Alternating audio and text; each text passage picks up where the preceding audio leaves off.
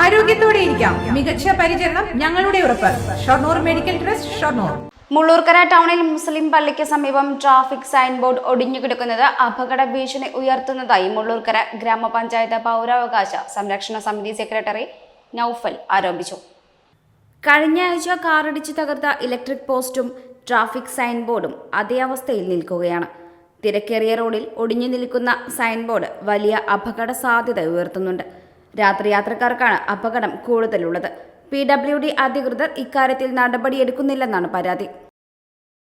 5:24 ഒരു മാരുതി കാർ വന്ന് ഈ ഇലക്ട്രിക് പോസ്റ്റും ഈ PWD സൈൻ ബോർഡും ഇടിച്ച് തകർക്കുകയും അതിൻ്റെ ഭാഗമായിട്ട് ഇലക്ട്രിസിറ്റിക്കാർ വേഗം വന്ന് ഇലക്ട്രിക് പോസ്റ്റൊക്കെ മാറ്റി. പക്ഷേ PWD അധികാരികൾ നിരവധി തവണ ഈ വഴി പാസ് ചെയ്തിട്ടും ഇത് ശ്രദ്ധയിൽ പെട്ടതായി ഭാവിക്കുകയോ അത് നീക്കം ചെയ്യാൻ ശ്രമിക്കുകയോ ചെയ്തിട്ടില്ല. വളരെ അധികം തിരക്കായ ഈ റോട്ടിൽ കുട്ടികളൊക്കെ മദ്രസയിൽ വന്ന് കുട്ടികൾ മുതൽ സ്കൂൾ കുട്ടികളൊക്കെ നടക്കുന്നൊരു നടപ്പാതയാണ്. ഈ പാതയിൽ വളരെയധികം അപകടമാണ് ഈ സൈൻ ബോർഡ് ഉണ്ടാക്കുന്നത്.